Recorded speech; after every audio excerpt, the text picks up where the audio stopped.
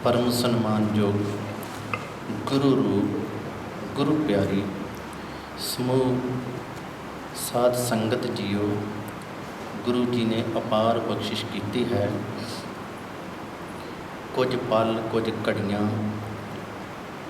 गुरु पातशाह साहिब श्री गुरु ग्रंथ साहिब जी के कोल बैठ के गुरु जी की बाणी, गुरु जी के विचार श्रवण करन दा सुभाग प्राप्त होया है। गुरु जी का कोटान कोट धन्नवाद, लख लख शुकराना जिस गुरु ने सानू ये समा बख्शिश किया है। गुरु के प्यार वालियो,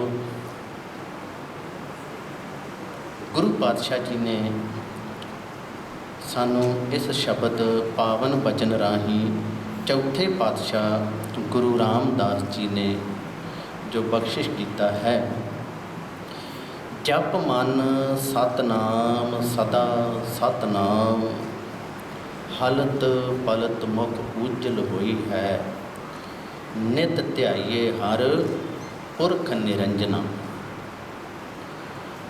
ये सारे शब्द का केंद्री भाव है। गुरु पातशाह जी बख्शिश करते हैं, हे मेरे मना सो सदा वास्ते उस सदैव कायम रहन वाले एक परमात्मा का नाम जपदा। ते जपना भी किवें? सदा। हुण जिथे सदा जपण की गल है, उत्थे नाल गुरु पातशाह जी ने सर्व धर्म है श्रेष्ठ धर्म, सारे धर्मां नालों उत्तम धर्म जिहड़ा किहड़ा है? हर को नाम जप निर्मल कर्म। कि मनुख ने अपना गृहस्थ जीवन परिवार चलाउण वास्ते उन्होंने दुनियावी काम भी करने पैने। फिर अमृत वेले तो उठ के जदों दिन भर कोई होर काम करेगा, वो सदा सतनाम हमेशा किवें जपेगा? क्यों जिस जपण दे नाल हलत पलत मेरा ये संसार ते मेरा अंदर वाला जो थॉट प्रोसैस साढ़े अंदर चलता है। क्योंकि आपां दे विच बहुत सारियां ऐसियां मिथां बणियां हन कि शायद एक संसार आ जिहड़ा वेखण दे ते एक होर दुनिया ते बणिया। गुरबाणी गुरमत अनुसार एक संसार जिहड़ा असीं आ वेख रहे हां, ते दूसरा संसार जिहड़ी मैं अपने मन दिमाग दे विच नगरी वसाई ये है। जदों मेरा मन अंदरों निर्मल, अंदरों ते बाहरों आ बाहर संसार जदों मेरा अंदर वाला परमात्मा दे नाल जुड़ गया, तो उस अख दे नाल मैं सारिਆਂ नूं मित्र भावना दे नाल वेखिया। मेरा हलत पलत मेरा अंदर जो थॉट प्रोसैस दे विच चल रहा है, वो भी ते बाहर वाला जो दुनियावी आपां व्यवहार करते उहदे विच मुख उजल होई है।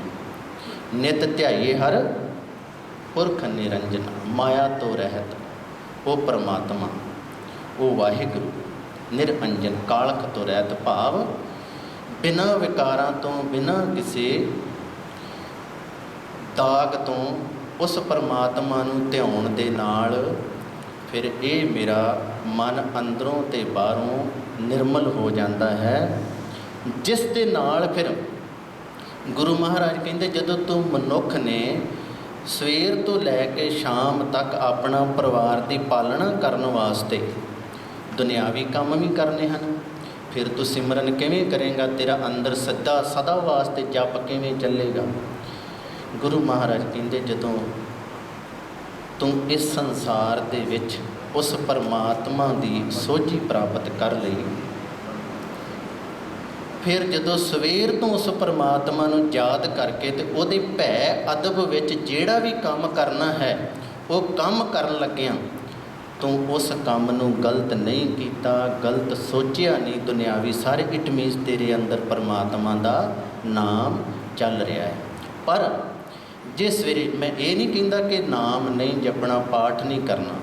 फॉर एग्जाम्पल आपां सवेर तो नितनेम भी कर लिया, सुखमनी साहब 1 घंटा वाहिगुरू का जाप कर लिया, पर जाके रिश्वत ले ली, ਕੰਮ ਵਿੱਚ ਕੁਤਾਹੀ ਕਰ ਲਈ, ਕਿਸੇ ਪ੍ਰਤੀ ਮਾੜਾ ਸੋਚ ਲਿਆ, ਤੇ ਫਿਰ ਨਾਮ ਦਾ ਮੀਨਿੰਗ ਕੀ ਹੋਇਆ? ਫਿਰ ਜਪਣ ਦਾ ਮੀਨਿੰਗ ਕੀ ਹੋਇਆ? ਪਰਮਾਤਮਾ ਦੀ ਫਿਰ ਬਖਸ਼ਿਸ਼ ਤੇ ਫਿਰ ਹੋਈ ਨਾ ਕਿ ਗੁਰੂ ਨੂੰ ਇੱਕ ਆਪਣੀ ਡਿਊਟੀ ਪੂਰੀ ਕੀਤੀ ਹੈ, ਪਰ ਗੁਰੂ ਦੀ ਗੱਲ ਨਹੀਂ ਮੰਨੀ। ਗੁਰੂ ਪਾਤਸ਼ਾਹ ਜੀ ਫਰਮਾਉਂਦੇ ਹਨ, ਇੱਛਾ ਪੂਰਕ ਸਰਬ ਸੁਖ ਦਾਤਾ ਹਰ। ਸਾਡੀਆਂ ਸਾਰੀਆਂ ਇੱਛਾਵਾਂ ਨੂੰ ਪੂਰਾ ਕਰਨ ਵਾਲਾ ਇੱਕੋ ਦਾਤਾ ਪਰਮਾਤਮਾ ਹੈ। ਜਾਂ ਕੈ ਵਸ ਹੈ ਕਾਮ ਧੇਨਾ। ਹੁਣ ਕਾਮ ਧੇਨਾ ਇੱਕ ਗਊ ਹਿੰਦੂਇਜ਼ਮ ਦੇ ਅਨੁਸਾਰ ਇੱਕ ਬਣਾਈ ਗਈ ਹੋਈ ਹੈ ਨਹੀਂ ਹੈ, ਵੈਸੇ ਇੱਕ ਮੰਨੀ ਗਈ ਹੈ। ਉਹਨਾਂ ਦਾ ਮੰਨਣਾ ਹੈ ਕਿ ਉਹ ਜਿਹੜੀ ਕਾਮ ਧੇਨਾ ਗਊ ਹੈ ਨਾ, ਉਹ ਸਾਡੀਆਂ ਇੱਛਾਵਾਂ ਪੂਰੀਆਂ ਕਰਦੀ ਹੈ। ਪਰ ਸਾਹਿਬ ਸ੍ਰੀ ਗੁਰੂ ਰਾਮਦਾਸ ਜੀ ਕਹਿੰਦੇ, ਹੇ ਮਨੁੱਖ, ਕਹਿੰਦੇ ਮੈਂ ਉਹਦੀ ਗੱਲ ਕਰਨ ਡਿਆ ਜਿਹਦੇ ਅਧੀਨ ਇਹ ਕਾਮ ਧੇਨ ਗਊ ਵੀ ਅਧੀਨ ਹੈ, ਉਹਦੇ ਅੰਡਰ। ਅਸੀਂ ਕਈ ਵਾਰ ਨਾ ਦੁਨੀਆ ਦੇ ਉੱਤੇ ਬਹੁਤ ਸਾਰਾ ਐਸਾ, ਇੱਕ ਹੁੰਦੀ ਮਨੋਸਥਿਤੀ, ਇੱਕ ਹੁੰਦੀ ਪਰਸਥਿਤੀ। ਅਸੀਂ ਸਾਰਾ ਕੁਝ ਕਈ ਵਾਰ ਗੁਰੂ ਦੇ ਸਾਹਮਣੇ ਸਨਮੁਖ ਗੁਰੂ ਦੀ ਗੱਲ ਦੇ ਨਾਲ ਲਾ ਕੇ ਜੋੜਦੇ। ਕਈ ਵਾਰ ਮਨੁੱਖ ਕਹਿੰਦਾ ਮੇਰੀਆਂ ਸਾਰੀਆਂ ਇੱਛਾ, ਮੈਂ ਪਾਠ ਕਰਦਾ ਤੇ ਮੇਰੀਆਂ ਇੱਛਾ ਗੁਰੂ ਪੂਰੀਆਂ ਕਰ ਦਿੰਦਾ। ਹੁਣ ਕੋਈ ਬੰਦਾ ਆਪਣੇ ਦੁਸ਼ਮਣ ਦੀ ਮੌਤ, ਦੁਸ਼ਮਣ ਦਾ ਮਾੜਾ ਸੋਚ ਲਵੇ, ਕਿ ਗੁਰੂ ਇੱਛਾ ਪੂਰੀ ਕਰ ਦੇਗਾ?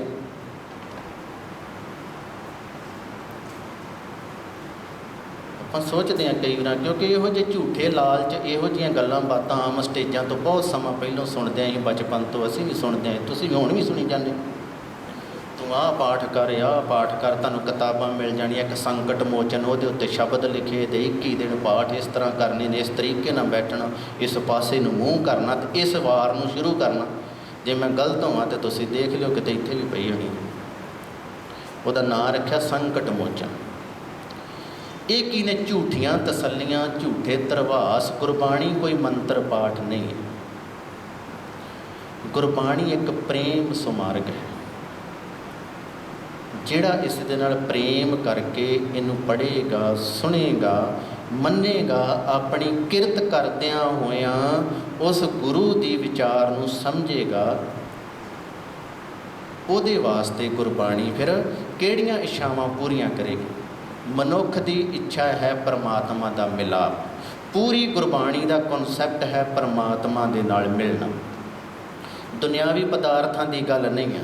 ਇਹ ਦੁਨਿਆਵੀ ਪਦਾਰਥ ਜਿਹੜੇ ਹਨ, ਇਹ ਮਨੁੱਖ ਨੇ ਆਪਣੇ ਉਦਮ ਸਦਕਾ ਇਹਨਾਂ ਨੂੰ ਪ੍ਰਾਪਤ ਕਰਨਾ ਹੈ, ਆਪਣੀਆਂ ਲੋੜਾਂ ਨੂੰ, ਆਪਣੀ ਨਿੱਜੀ ਲੋੜਾਂ ਜੋ ਹਨ ਉਹਨਾਂ ਨੂੰ। ਕਿਉਂਕਿ ਮਨੁੱਖ ਦਾ ਸਰੀਰਕ ਢਾਂਚਾ ਪਰਮਾਤਮਾ ਨੇ ਇਸ ਤਰ੍ਹਾਂ ਦਾ ਬਣਾਇਆ ਹੈ, ਜਿਹਦੇ ਵਿੱਚ ਗੁਰੂ ਪਾਤਸ਼ਾਹ ਜੀ ਕਹਿੰਦੇ ਕੁਝ ਚੀਜ਼ਾਂ ਮਨੁੱਖ ਦੇ ਹੱਥ ਵਿੱਚ ਹਨ, ਕੁਝ ਹੱਥ ਵਿੱਚ ਨਹੀਂ ਹਨ। ਸਟੇਟ ਆਫ ਮਾਈਂਡ ਜਿਹੜਾ ਮਨੁੱਖ ਦੇ ਹੱਥ ਵਿੱਚ, ਇਹਨੂੰ ਕਿਸ ਤਰ੍ਹਾਂ ਵਰਤਣਾ, ਉਹਦੀ ਜਿਵੇਂ ਮਰਜ਼ੀ ਵਰਤੋਂ ਕਰ ਸਕਦਾ। ਹੁਣੇ ਹੀ ਤੁਸੀਂ ਆਪਣਾ ਜੋ ਮਰਜ਼ੀ ਕਰ ਸਕਦੇ ਹੋ। ਸਟੇਟ ਆਫ ਅਨਵਾਇਰ ਜਿਹੜਾ ਸਾਡੇ ਹੱਥ, ਪਰਿਸਥਿਤੀ ਹੈ, ਉਹ ਸਾਡੇ ਹੱਥ ਵੱਸ ਨਹੀਂ। ਜਿਵੇਂ ਅਚਾਨਕ ਅੱਗ ਲੱਗ ਜਾਣੀ, ਭਿਆਨਕ ਹੜ੍ਹ ਆ ਜਾਣਾ, ਅਸੀਂ ਉੱਥੇ ਕੁਛ ਨਹੀਂ ਕਰ ਸਕਦੇ। ਤੇ ਇੱਕ ਪ੍ਰਬੰਧ ਹੈ ਪਰਮਾਤਮਾ ਦੇ ਹੱਥ ਵਿੱਚ। ਜੋ ਪਰਮਾਤਮਾ ਦਾ ਕੰਮ ਉਹ ਪਰਮਾਤਮਾ ਨੇ ਕਰਨਾ ਹੈ, ਜੋ ਮਨੁੱਖ ਦਾ ਕੰਮ ਹੈ ਉਹ ਮਨੁੱਖ ਨੂੰ ਹੀ ਕਰਨਾ ਪੈਣਾ ਹੈ। ਹੁਣ ਜੇ ਕੋਈ ਮਨੁੱਖ ਆਪਣੇ ਆਪ ਨੂੰ ਬਦਲਣਾ ਨਹੀਂ ਚਾਹੁੰਦਾ ਤੇ ਗੁਰੂ ਉਹਦੇ ਵਾਸਤੇ ਕੁਝ ਨਹੀਂ ਕਰ ਸਕਦਾ। ਸ਼ਰਤ ਇਹ ਹੈ ਕਿ ਮੈਂ ਬਦਲਣਾ ਚਾਹੁੰਦਾ ਹਾਂ ਤੇ ਮੈਂ ਆ ਕੇ ਗੁਰੂ ਕੋਲੋਂ ਮੰਗਦਾ, ਗੁਰੂ ਜੀ ਮੈਂ ਬਦਲਣਾ ਚਾਹੁੰਦਾ, ਤੇ ਗੁਰੂ ਜੀ ਕਿਰਪਾ ਕਰਨਗੇ। ਤੇ ਜੇ ਮਨੁੱਖ ਕਹਿੰਦਾ ਮੈਂ ਨਹੀਂ ਬਦਲਣਾ, ਤੇ ਫਿਰ ਤੁਸੀਂ ਇਹ ਵੇਖੋ ਕਿੰਨੇ ਸਾਲਾਂ ਤੋਂ ਪ੍ਰਚਾਰ ਹੋ ਰਹੇ ਨੇ, ਵਧੀਆ ਵਧੀਆ ਪ੍ਰਚਾਰਕ ਕਥਾਵਾਚਕ ਰੋਜ਼ਾਨਾ ਸੁਣਦੇ ਆ। ਜਿਹੜਾ ਮਰਜ਼ੀ ਚੈਨਲ TV ਔਨ ਕਰ ਲਓ, ਸਵੇਰੇ 10-11 ਵਜੇ ਤੱਕ ਹਰ ਇੱਕ ਦੇ ਉੱਤੇ ਪ੍ਰਚਾਰਕ ਲੱਗਾ ਆ। ਫੋਨ ਖੋਲ੍ਹੋ, ਹਰ YouTube, ਹਰ ਥਾਂ ਤੁਹਾਨੂੰ ਪ੍ਰਚਾਰਕ ਮਿਲੇਗਾ। ਇੰਨਾ ਪ੍ਰਚਾਰ ਹੁੰਦਿਆਂ ਹੋਇਆਂ ਵੀ ਤੁਸੀਂ ਆਪ ਆਪਣੇ ਆਸੇ ਪਾਸੇ ਧਿਆਨ ਮਾਰੋ, ਸਾਡੀ ਆਊਟਪੁੱਟ ਕੀ ਹੈ। ਪਰ ਰੋਜ਼ਾਨਾ ਜੀਵਨ ਵਿੱਚ ਵੇਖਦੇ ਹਾਂ ਸਾਡੀ ਆਊਟਪੁੱਟ ਕੀ ਹੈ। ਬੱਚੇ ਸਾਡੇ ਪੰਜਾਬੀ ਬੋਲ ਨਹੀਂ ਪਾ ਰਹੇ, ਬੱਚੇ ਸਾਡੇ ਗੁਰਮਤਿ ਪੜ੍ਹ ਨਹੀਂ ਪਾ ਰਹੇ, ਬੱਚੇ ਗੁਰਦੁਆਰੇ ਆਉਣ ਨੂੰ ਤਿਆਰ ਨਹੀਂ। ਅਸੀਂ ਆਪ ਖੁਦ ਇੰਨੇ ਸਾਲ ਗੁਰਦੁਆਰੇ ਆਣ ਕੇ ਸਾਡੇ ਆਪਣੇ ਵਿੱਚ ਕੀ ਚੇਂਜਸ ਆ ਆਪਾਂ ਖੁਦ ਵੇਖ ਸਕਦੇ ਹਾਂ। ਤੇ ਜੇ ਕੋਈ ਚੇਂਜਸ ਪ੍ਰੋਗਰੈਸ ਨਹੀਂ ਹੈ ਤੇ ਫਿਰ ਗੁਰੂ ਮਹਾਰਾਜ ਕਹਿੰਦੇ ਉੱਥੇ ਗੁਰੂ ਵੀ ਕੁਝ ਨਹੀਂ ਕਰ ਸਕਦਾ। ਇਸੇ ਕਰਕੇ ਬਹੁਤ ਸਾਰੇ ਗੁਰਬਾਣੀ ਦੇ ਐਸੇ ਸ਼ਬਦ ਨੇ ਜਿਹਦੇ ਵਿੱਚ ਇੱਕ ਸ਼ਰਤ ਵੀ ਰੱਖੀ ਨਾਲ। ਗੁਰੂ ਮਹਾਰਾਜ ਫਰਮਾਉਂਦੇ ਹਨ, ਸੋ ਐਸਾ ਹਰ ਧਿਆਈਏ ਮੇਰੇ ਜੀਅੜੇ, ਤਾਂ ਇੱਕ ਹੁਣ ਸ਼ਰਤ ਆ ਗਈ, ਕੰਡੀਸ਼ਨ ਹੈ, ਤਾਂ ਸਰਬ ਸੁਖ ਪਾਵੈ ਮੇਰੇ ਮਨ। ਹੁਣ ਤਾਂ ਇਹਦੇ ਵਿੱਚ ਇੱਕ ਕੰਡੀਸ਼ਨ ਹੈ, ਹੇ ਮਨੁੱਖ, ਇਹੋ ਜਿਹੇ ਪਰਮਾਤਮਾ ਨੂੰ ਜੇ ਤੂੰ ਧਿਆਏਂਗਾ ਕਿਹੜਾ, ਜਿਹੜਾ ਸਾਡੀਆਂ ਇੱਛਾ ਪੂਰੀਆਂ ਕਰਨ ਦੇ ਸਮਰੱਥ ਹੈ। ਇੱਛਾ ਕਿਹੜੀ ਹੈ ਮਨੁੱਖ ਨੂੰ? ਪਰਮਾਤਮਾ ਦਾ ਮਿਲਾਪ। ਮਨੁੱਖੀ ਮਨ ਦਾ ਜਿਹੜਾ ਸਾਰਾ ਜਿਹੜਾ ਹੈ ਨਾ ਪਹਿਲਾ ਕਰਮ ਜਿਹੜਾ ਹੈ ਉਹ ਪਰਮਾਤਮਾ ਦਾ ਮਿਲਾਪ ਹੈ। ਦੁਨਿਆਵੀ ਪਦਾਰਥ ਬਾਅਦ ਵਿੱਚ ਹਨ। ਇਸ ਵਾਸਤੇ ਗੁਰੂ ਪਾਤਸ਼ਾਹ ਜੀ ਚੌਥੇ ਪਾਤਸ਼ਾਹ ਗੁਰੂ ਰਾਮਦਾਸ ਜੀ ਮਹਾਰਾਜ ਫਰਮਾਉਂਦੇ ਹਨ, ਸੋ ਐਸਾ ਹਰ ਧਿਆਈਏ ਮੇਰੇ ਜੀਅੜੇ, ਹੇ ਮੇਰੇ ਜੀ, ਹੇ ਮੇਰੇ ਮਨ। ਸੋ ਐਸੇ ਪਰਮਾਤਮਾ ਨੂੰ ਧਿਆਉਂਦੇ ਰਹਿਣਾ ਚਾਹੀਦਾ, ਧਿਆਉਣਾ ਚਾਹੀਦਾ ਹੈ। ਕਿਹੜਾ? ਜਿਹੜਾ ਸਾਰਾ ਕੁਝ ਕਰਨ ਦੇ ਸਮਰੱਥ ਹੈ, ਇੱਛਾ ਪੂਰੀਆਂ ਕਰਨ ਦੇ ਸਮਰੱਥ ਹੈ, ਜਿਹਦੇ ਵਸ ਵਿੱਚ ਕਾਮ ਧੇਨਾ ਗਊ ਵੀ ਅਧੀਨ ਹੈ। ਤਾਂ ਜੇ ਤੂੰ ਉਸ ਪਰਮਾਤਮਾ ਨੂੰ ਧਿਆਏਂਗਾ, ਕਿਵੇਂ? ਜਪ ਮਨ ਸਤਨਾਮ ਸਦਾ ਸਤਨਾਮ। ਹਮੇਸ਼ਾ ਵਾਸਤੇ ਉਸ ਪਰਮਾਤਮਾ ਨੂੰ ਜਦੋਂ ਆਪਣੇ ਮਨ ਦੇ ਅੰਦਰ ਵਸਾ ਲਏਗਾ, ਜਦੋਂ ਤੇਰੇ ਅੰਦਰ ਪਰਮਾਤਮਾ, ਹੁਣ ਪਰਮਾਤਮਾ ਪਤਾ ਕਿਵੇਂ ਲੱਗੇ ਕਿ ਮੇਰੇ ਅੰਦਰ ਵਸ ਗਿਆ? ਹੁਣ ਸਵਾਲ ਦੇ ਅੱਗੇ ਸਵਾਲ ਹੋਰ ਆ ਜਾਂਦੇ ਆ ਨਾ। ਹੁਣ ਮਨੁੱਖ ਸਵੇਰ ਤੋਂ ਲੈ ਕੇ ਦਿਨ ਭਰ, ਕਈ ਮੇਰੇ ਵਰਗੇ ਵੀਰ, ਕਈ ਮਾਤਾਵਾਂ, ਸਾਡੀ ਵੀ ਮਾਤਾ ਉੱਥੇ ਬੜੀ ਲੰਮੀ ਮਾਲਾ ਫੇਰੀ ਜਾਂਦੀ ਰਹਿੰਦੀ, ਵਾਹਿਗੁਰੂ ਵਾਹਿਗੁਰੂ, ਨਾਲ ਸਾਨੂੰ ਗਾਲਾਂ ਵੀ ਕੱਢੀ ਜਾਂਦੀ, ਮਰ ਜਾਓ ਰੁੜ ਜਾਓ, ਤੁਸੀਂ ਆਹ ਕਰਤਾ ਲਾਗੇ, ਜਿਹੜਾ ਕੋਈ ਕੰਮ ਕਰਨਾ ਉਹਨੂੰ ਵੀ 2 ਗਾਲਾਂ ਦੇ ਦਿੰਦੀ ਹੈ। ਹਾਂਜੀ, ਉਸ ਤਰ੍ਹਾਂ ਹੱਥ ਵਿੱਚ ਮਾਲਾ ਫੜੀ। ਸਾਡੇ ਪਿੰਡ ਵਿੱਚ ਇੱਕ ਮਾਤਾ ਬੜੀ ਮਸ਼ਹੂਰ ਆ, ਮਰ ਗਈ ਵਿਚਾਰੀ ਹਨ, ਪਰ ਬੜੀ ਜ਼ਿੰਦਗੀ, ਬੜੀ ਉਮਰ ਭੋਗੀ, ਬੜੀ ਗੁਰਦੁਆਰੇ ਦੇ ਨਾਲ। ਪਰ ਉਹ ਫਿਰ ਵੀ ਬੰਦਾ ਮਨੁੱਖ ਭਾਵੇਂ ਨਾ ਗੁਰਮਤ ਨਾ ਵੀ ਹੋਏ, ਕਈ ਵਾਰ ਉਹਨੇ ਆਪਣੀ ਜੋ ਬਣਾ ਲੈਂਦਾ ਨਾ ਮਨ ਦੇ ਵਿੱਚ ਕਰਮ ਕਾਂਡ ਜੋ ਵੀ ਆ, ਕਈ ਵਾਰ ਉਹਨੂੰ ਉਹਦੇ ਵਿੱਚ ਹੀ ਸੈਟਿਸਫੈਕਸ਼ਨ ਮਿਲ ਜਾਂਦੀ। ਉਹ ਬੜੀ ਮਸ਼ਹੂਰ ਹੀ ਗਾਲਾਂ ਕੱਢਣ ਦੇ ਵਿੱਚ, ਮਰ ਜਾਓ ਰੁੜ ਜਾਓ, ਜਿਹਨੂੰ ਮਰਜੀ, ਬੜੀਆਂ ਵੱਧ ਸੀਸਾਂ ਦਿੰਦੀ, ਪਰ ਮਾਲਾ ਹਰ ਵੇਲੇ ਉਹਦੇ ਹੱਥ ਵਿੱਚ ਹੁੰਦੀ ਸੀ, ਲੰਬੀ ਸਾਰੀ। ਸੋ ਐਸੇ ਬੜੇ ਸਾਨੂੰ ਆਰਾਮ ਦੇ ਨਾਲ ਦੁਨੀਆ ਦੇ ਉੱਤੇ ਐਗਜ਼ੈਂਪਲ ਮਿਲ ਜਾਂਦੇ ਨੇ। ਗੁਰੂ ਮਹਾਰਾਜ ਕਹਿੰਦੇ, ਜਦੋਂ ਤੂੰ ਮੇਰੇ ਜੀ ਇਸ ਤਰੀਕੇ ਦੇ ਨਾਲ ਉਹ ਐਸੇ ਪ੍ਰਮਾਤਮਾ ਨੂੰ ਧਿਆਏਂਗਾ, ਤੇ ਤਾਂ ਜਾ ਕੇ ਤੈਨੂੰ ਸਾਰੇ ਸੁੱਖ ਕਿਹੜੇ ਨੇ? ਸਾਡੇ ਮਨ ਦੀ ਜਿਹੜੀ ਇੱਛਾ ਹੈ ਪਰਮਾਤਮਾ ਨੂੰ ਮਿਲ ਕੇ, ਸਾਡੇ ਗਿਆਨ ਇੰਦਰੇ ਜਿਹੜੇ ਹਨ ਮੇਰੇ ਅੰਦਰ, ਸਾਰੇ ਗਿਆਨ ਇੰਦਰੇ, ਉਹਨਾਂ ਨੂੰ ਤੈਨੂੰ ਜਦੋਂ ਗਿਆਨ ਇੰਦਰੇ ਮੇਰੇ ਮਨ ਦੇ ਅੰਦਰ ਸੁੱਖ ਆ ਗਿਆ, ਮੇਰੀ ਅੰਦਰ ਆਤਮਾ ਦੇ ਸੁੱਖ ਆ ਗਿਆ, ਫਿਰ ਇਹ ਸਾਰੇ ਸੁੱਖ ਹੀ, ਸੰਸਾਰ ਦੇ ਵੀ ਸੁੱਖ ਤਾਂ ਹੀ ਚੰਗੇ ਲੱਗਦੇ ਜੇ ਪਹਿਲੋਂ ਅੰਦਰ ਦਾ ਸੁੱਖ ਹੋਵੇ। ਤੇ ਜੇ ਮਨੁੱਖ ਆਪ ਦੁਖੀ ਹੋਵੇ ਤੇ ਫਿਰ ਕਿਸੇ ਦੇ ਖੁਸ਼ੀ ਵਾਲੇ ਫੰਕਸ਼ਨ ਦੇ ਵਿੱਚ ਵੀ ਜਾਂਦਾ, ਥੋੜ੍ਹਾ ਜਿਹਾ ਵਿਖਾਵਾ ਜਿਹਾ ਕਰਦਾ, ਝੂਠਾ ਜਿਹਾ ਹੱਸਦਾ ਹੈ, ਪਰ ਉਹਦੇ ਅੰਦਰ ਹਾਸਾ ਨਹੀਂ ਹੈ ਨਾ। ਇਸ ਤਰੀਕੇ ਦੇ ਨਾਲ ਮਨੁੱਖ ਨੂੰ ਤਕਰੀਬਨ ਮੋਸਟਲੀ ਅਸੀਂ ਡਬਲ ਫੇਸਿਸ ਲੈ ਕੇ ਚੱਲਦੇ ਹਾਂ, ਡਬਲ ਮਾਈਂਡ, ਆਪਣੇ ਡੁਐਲਿਟੀ ਵਿੱਚ ਸਾਡੇ ਅੰਦਰ ਵੀ ਦੁਬਦਾ, ਸਾਡੇ ਫੇਸ ਵੀ ਦੋ ਵਿਖਾਵੇ ਦੇ ਹੋਰ, ਅੰਦਰ ਹੋਰ, ਅਸੀਂ ਇਹ ਸਾਰਾ ਕੁਝ ਲੈ ਕੇ ਚੱਲਦੇ ਹਾਂ। ਤੇ ਫਿਰ ਵੀ ਆਪਣੇ ਆਪ ਨੂੰ ਇਹ ਧਰਵਾਸ ਦਿੰਦੇ ਕਿ ਮੈਂ ਸਵੇਰੇ 5 ਜਪਜੀ ਸਾਹਿਬ ਪੜ੍ਹੇ ਸੀ। ਮਨੁੱਖ ਆਪਣੇ ਆਪ ਨੂੰ ਇਹੀ ਕੁਝ ਬਣ ਕੇ ਤੁਰਦਾ ਨਾ ਕਿ ਮੈਂ ਆਹ ਡਿਊਟੀ ਪੂਰੀ ਕਰ ਲਈ ਆ। ਅਸਾਂ ਗੁਰਬਾਣੀ ਨੂੰ ਪੜ੍ਹਨੀ ਇੱਕ ਡਿਊਟੀ ਸਮਝ ਲਿਆ, ਨਾ ਕਿ ਗੁਰਬਾਣੀ ਆਪਣੇ ਮਨ ਨੂੰ ਬਦਲਣ ਵਾਸਤੇ ਪੜ੍ਹਨੀ ਹੈ। ਮਨ ਗੁਰੂ, ਬਾਣੀ ਗੁਰੂ ਦਾ ਹੁਕਮ ਮੰਨ ਕੇ ਹੌਲੀ ਹੌਲੀ ਆਪਣੇ ਆਪ ਨੂੰ ਬਦਲਣਾ ਹੈ। ਸੋ ਗੁਰੂ ਮਹਾਰਾਜ ਫਰਮਾਉਂਦੇ ਹਨ, ਫਿਰ ਕਿ ਜਹ ਹਰ ਸਿਮਰਨ ਭਇਆ, ਜਿਸ ਹਿਰਦੇ ਦੇ ਵਿੱਚ ਉਸ ਪਰਮਾਤਮਾ ਦਾ ਸਿਮਰਨ ਆ ਗਿਆ, ਜਿਸ ਥਾਂ ਦੇ ਉੱਤੇ ਸਿਮਰਨ ਆ ਗਿਆ, ਤੇ ਗੁਰੂ ਮਹਾਰਾਜ ਕਹਿੰਦੇ ਤੈ ਉਪਾਦ ਗਤ ਕੀਨੀ, ਉੱਥੇ ਫਿਰ ਮਨ ਦੇ ਬਖੇੜੇ ਝਗੜੇ ਉਹ ਪਰਮਾਤਮਾ ਖਤਮ ਕਰ ਦਿੰਦਾ ਹੈ, ਮੁਕਾ ਦਿੰਦਾ ਹੈ। ਤੇ ਨਾਲ ਸ਼ਰਤ ਫਿਰ ਆ ਗਈ, ਵੱਡ ਭਾਗੀ ਹਰ ਜਪਣਾ, ਵੱਡੇ ਭਾਗਾਂ ਦੇ ਨਾਲ ਹੀ ਜਪਿਆ ਜਾਂਦਾ। ਜਨ ਨਾਨਕ ਕਉ ਗੁਰ ਇਹ ਮਤ ਦੀਨੀ। ਦਾਸ ਨਾਨਕ ਨੂੰ ਵੀ ਇਹ ਸਮਝ ਉਸ ਅਕਾਲ ਪੁਰਖ ਵਾਹਿਗੁਰੂ ਨੇ ਬਖਸ਼ਿਸ਼ ਕੀਤੀ ਹੈ ਕਿ ਉਸ ਪਰਮਾਤਮਾ ਦੇ ਨਾਮ ਨੂੰ ਜਪਣ ਦੇ ਨਾਲ ਹੀ ਇਸ ਸੰਸਾਰ ਤੋਂ ਤਰਿਆ ਜਾ ਸਕਦਾ ਹੈ। ਸੋ ਸਾਰੇ ਸ਼ਬਦ ਦਾ ਜਿਹੜਾ ਭਾਵ ਅਰਥ ਨਿਚੋੜ ਕੀ ਹੈ, ਉਹ ਇਹ ਹੈ ਗੁਰੂ ਕੇ ਪਿਆਰ ਵਾਲਿਓ, ਗੁਰਬਾਣੀ ਥੋੜ੍ਹੀ ਪੜ੍ਹੋ ਜਾਂ ਜ਼ਿਆਦਾ ਪੜ੍ਹੋ, ਪੜ੍ਹੋ ਇਸ ਤਰੀਕੇ ਨਾਲ, ਉਹਨੂੰ ਅਰਥਾਂ ਸਹਿਤ ਸਮਝ ਕੇ। ਜੇ ਸਾਨੂੰ ਅੰਡਰਸਟੈਂਡਿੰਗ ਹੀ ਨਹੀਂ ਹੈ ਕਿ ਮੈਂ ਕੀ ਕਰ ਰਿਹਾ, ਮੇਰੀ ਮੰਜ਼ਿਲ ਕੀ ਹੈ, ਜਿਸ ਮੰਜ਼ਿਲ ਤੱਕ ਮੈਂ ਪਹੁੰਚਣਾ ਹੈ, ਅਤੇ ਫਿਰ ਤਾਂ ਉਹੀ ਤੋਤਾ ਰਟਨ ਜਾਂ ਸਾਡੀ ਇੱਥੇ ਇੱਕ ਆਪਣੇ ਆਪ ਨੂੰ ਧਰਵਾਸ ਦੇਣ ਵਾਲੀ ਗੱਲ ਹੈ। ਸੋ ਯਤਨ ਕਰੋ ਗੁਰੂ ਕੇ ਪਿਆਰ ਵਾਲਿਓ। ਗੁਰੂ ਦੀ ਕਿਰਪਾ ਦੇ ਪਾਤਰ ਤਾਂ ਹੀ ਬਣਿਆ ਸਕਦਾ ਹੈ ਜੇ ਗੁਰੂ ਦਾ ਹੁਕਮ, ਗੁਰੂ ਦਾ ਉਪਦੇਸ਼ ਆਪਾਂ ਮੰਨਾਂਗੇ। ਅਤੇ ਜੇ ਗੁਰਬਾਣੀ, ਗੁਰੂ ਦੀ ਮੱਤ ਨਹੀਂ ਲਈ ਅਤੇ ਗੁਰੂ ਦਾ ਉਪਦੇਸ਼ ਨਹੀਂ ਮੰਨਿਆ, ਗੁਰੂ ਸਾਡੇ 'ਤੇ ਖੁਸ਼ ਨਹੀਂ ਹੋਵੇਗਾ। ਅਸੀਂ ਗੁਰੂ ਦੇ ਮਿਲਾਪ ਤੋਂ ਫਿਰ ਕਿਵ ਸਚਿਆਰਾ ਹੋਈਏ, ਕਿਵ ਕੂੜੇ ਟੁੱਟੇ ਪਾਲ। ਫਿਰ ਸਾਡੇ ਅਤੇ ਪਰਮਾਤਮਾ ਦੇ ਵਿਚਕਾਰ ਜਿਹੜਾ ਪੜਦਾ ਹੈ ਨਾ, ਵਿਕਾਰਾਂ ਦੀ ਕੰਧ ਹੈ, ਉਹ ਨਹੀਂ ਟੁੱਟੇਗੀ। ਨਾ ਟੁੱਟਣ ਦੇ ਕਾਰਨ ਸਾਡਾ ਮਿਲਾਪ ਗੁਰੂ ਦੇ ਨਾਲ ਨਹੀਂ ਹੋਵੇਗਾ। ਅਤੇ ਇਸ ਪ੍ਰਸ਼ਨ ਦਾ ਉੱਤਰ ਗੁਰੂ ਪਾਤਸ਼ਾਹ ਜੀ ਆਪ ਬਖਸ਼ਿਸ਼ ਕਰਨੇ। ਹੁਕਮ ਰਜ਼ਾਈ ਚੱਲਣਾ, ਗੁਰੂ ਦਾ ਹੁਕਮ ਇਹ ਹੀ ਹੈ ਕਿ ਉਹਦੀ ਰਜ਼ਾ ਦੇ ਵਿੱਚ ਚੱਲਣਾ। ਉਹਦੀ ਰਜ਼ਾ ਦੇ ਵਿੱਚ ਉਹੀ ਚੱਲ ਸਕਦਾ ਹੈ ਜਿਹੜਾ ਦੁੱਖ ਅਤੇ ਸੁੱਖ ਸਮਾਨ ਕਰਕੇ, ਜੇ ਦੁੱਖ ਹੈ, ਸੁੱਖ ਹੈ, ਕੇਵਲ ਗੁਰੂ ਦਾ ਸ਼ੁਕਰਾਨਾ, ਕਿਸੇ ਤਰ੍ਹਾਂ ਦਾ ਸ਼ਿਕਵਾ ਨਹੀਂ। ਪਰ ਸਾਡੇ ਕੋਲ ਸ਼ੁਕਰਾਨੇ ਨਾਲੋਂ ਜ਼ਿਆਦਾ ਸ਼ਿਕਵੇ ਹਨ। ਦੂਸਰੇ ਨੂੰ ਮਿਲਿਆ, ਮੈਨੂੰ ਨਹੀਂ ਮਿਲਿਆ। ਦੂਸਰੇ ਕੋਲ ਚੰਗੀ ਲਾਈਫ, ਮੇਰੇ ਕੋਲ ਨਹੀਂ। ਉਹਦੇ ਕੋਲ ਵੱਡੀ ਗੱਡੀ, ਮੇਰੇ ਕੋਲ ਨਹੀਂ। ਸਾਡੇ ਕੋਲ ਜ਼ਿਆਦਾਤਰ ਇਸ ਤਰ੍ਹਾਂ ਦੇ ਹੀ ਅਸੀਂ ਰੋਜ਼ਾਨਾ ਆਪਣੇ ਆਪ ਨੂੰ ਦੂਸਰੇ ਦੇ ਨਾਲ ਕੰਪੇਅਰ ਕਰਦੇ ਰਹਿੰਦੇ ਹਾਂ, ਦੂਸਰੇ ਦੇ ਨਾਲ ਤੁਲਨਾ ਕਰਦੇ ਹਾਂ। ਉਹਦੇ ਕੋਲ ਵੀ ਉਹ ਤਾਂ ਨਾਮ ਵੀ ਨਹੀਂ ਜਪਦਾ, ਉਹਦੇ ਕੋਲ ਇੰਨਾ ਕੁਝ ਹੈ ਅਤੇ ਮੈਂ ਤਾਂ ਇੰਨਾ ਕੁਝ ਕਰਦਾ, ਲੰਗਰ ਲਾਉਣਾ, ਰੋਜ਼ ਗੁਰਦੁਆਰੇ ਜਾਂਦਾ, ਫਿਰ ਵੀ ਵੇਖੋ ਦੁੱਖ ਹੀ ਨੇ ਹੁੰਦੇ ਹਨ। ਰੋਜ਼ਾਨਾ ਬੰਦਾ ਇਸ ਤਰ੍ਹਾਂ ਦੀ ਸੋਚ, ਜਦੋਂ ਨੈਗੇਟਿਵਿਟੀ ਆਉਂਦੀ ਹੈ ਨਾ ਬੰਦੇ ਦੇ ਵਿੱਚ, ਉਦੋਂ ਗਿਰਾਵਟ ਨਿਵਾਣ ਵੱਲ ਚਲਾ ਜਾਂਦਾ। ਅਤੇ ਜਦੋਂ ਇਸ ਤਰ੍ਹਾਂ ਦੀ ਸੋਚ ਆਉਂਦੀ, ਉਦੋਂ ਹੀ ਮਨੁੱਖ ਆਪਣੀਆਂ ਦੁਕਾਨਾਂ ਖੋਲ੍ਹੀ ਬੈਠੇ ਬਾਬੇ, ਉਹਨਾਂ ਦੇ ਕੋਲ ਸਹਾਰਾ ਲੈਣ ਜਾਂਦਾ।